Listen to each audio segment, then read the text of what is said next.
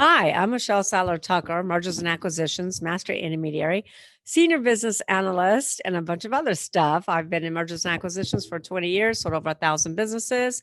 Join me this week on the Jesse T Show.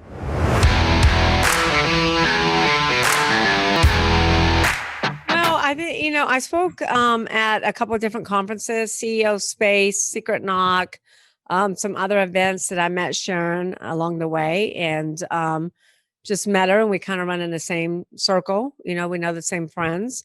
So a very good friend of ours actually really connected us and said, Sharon, you should really look at Michelle's manuscript for Exit Rich. And she would love to have you as her co-author. So he kind of, made that connection between us, even though we knew each other. I wouldn't say that we really knew each other. But I sent her the manuscript. She fell in love with it, and she's a co-author. So her and her husband, because her husband is an IP attorney, an intellectual property attorney. So they write, or really her, but they write the Mentor's Corner after every chapter in Exit Rich, which is great. And a lot of people don't know this about Sharon. She's a CPA, a financial literacy expert. She's been an advisor to several different presidents. Plus, she wrote Rich Dad Poor Dad with Robert Kiyosaki. So she's a New York Times bestselling author 5 times in a row. I'll probably talk about her more than I talk about myself. It's good to have great friends that help you go through life together, right? Yeah, absolutely. And she loved the manuscript, which I was quite flattered, that she liked it so much. She really had no changes. And she said it's a great manuscript. So, it's great because there are so many businesses that are exiting poor. So this is really a must read for all entrepreneurs, rather, even if you're just thinking about starting your business, everyone should read Exit Rich because it's not just about selling a business. It's actually about building a sustainable, scalable, and when you're ready, a sellable asset, because so many businesses won't sell. There's so much there that I want to dive into. But the first thing is serendipity. And so I was in Scottsdale, Arizona last week, just a few days ago, and she came to this mastermind speakeasy that's put on by Steve Sims. Have you heard of the name Steve Sims before? Of course. Her and I were on his show together. Yeah. So we run in the same circles because Steve and I have become really good friends. Mark Victor Hansen and his wife have been on the podcast. Now you're here and she's coming on. And so she came to this speakeasy in Scottsdale, Arizona last week, and they were up doing this fireside chat. Mark Victor Hansen, Steve Sims, Sharon Lechter sitting on these 3 chairs right next to each other. And Sharon actually picked up the book and showed it to everyone. And the book was Exit Rich. So she was talking about being an author, co-author on that book. She talked about everything you mentioned, from working with Robert Kiyosaki and doing the, co-authoring on Rich Dad, Poor Dad. And it's really beautiful to hear that these people are aligned. And it seems like really great people run in the same circles. And that's what I'm starting to feel. And to your point, I think it's really important to understand, because you do promote Sharon very heavily, and rightfully so. But she comes from this mindset of, if you're going to build a business, be able to build it to sell it and sell it well. And then also she comes from a fiduciary standpoint, which is what I am by trade. I do this podcast for fun, and obviously it monetizes, but I'm a fiduciary. And so I help people reach wealth, and I do it without any preconceived issues of having to receive a commission or do any of that stuff. And so we align really heavily there. And she actually has an interesting story that parallels mine. But I just think it's really fun how once you start connecting with great people, you start running in the same circles. And so how did you first get connected with her? What was the very first touch point for you and Sharon?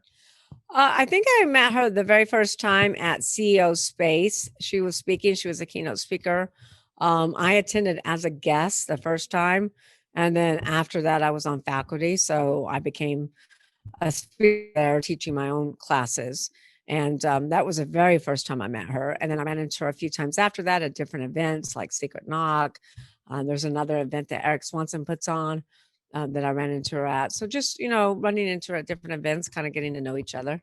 Very cool. And if you could, for the audience, maybe the 1 or 2 people that haven't heard a bit of the story yet, give us a little context on your journey. How did you start to get to where you are today? So, I've always been an entrepreneur. I've always, liked small business. I was not your typical child. I didn't, I never played with toys, never played with dolls. And my mom's like, what's wrong with this child? Like I never would play with anything.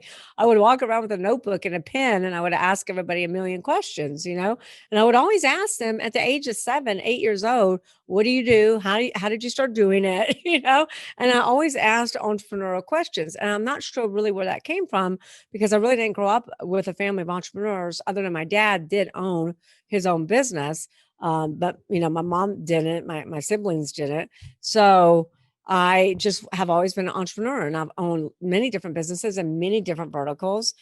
And I did get kind of sucked into corporate America. I went to work at Xerox and I was there for 6 months. My nickname was the closer because every time somebody can close a deal, they're like, well, bring Michelle. She's the closer. She'll close anything.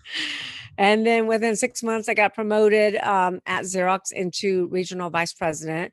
And I learned very quickly that I did not like corporate America. I learned very quickly that that is not, the road that I want to stay on. And so anyway, so I transitioned into franchise development, franchise sales, franchise consulting, and became a partner with a franchisor. And after that, really transitioned into mergers and acquisitions, started selling small businesses at first, restaurants, flower shops, gyms, things of that nature. And then within a year or two, started selling large businesses, $10 million and up. And then I transitioned into fixing businesses because, as Steve Forbes says, 8 out of 10 businesses are not sellable. 80% will not sell. So that's when I transitioned into fixing businesses, growing businesses, and then putting them on a build to sell model. And so I partner with business owners, investing my money, my time, energy, effort, and, always have an exit plan within 3 to 5 years. Typically for in the millions, and I've bought businesses and flipped them as well. And then we still sell businesses. So at any given time, I own 5 to 10 businesses that I'm building to sell.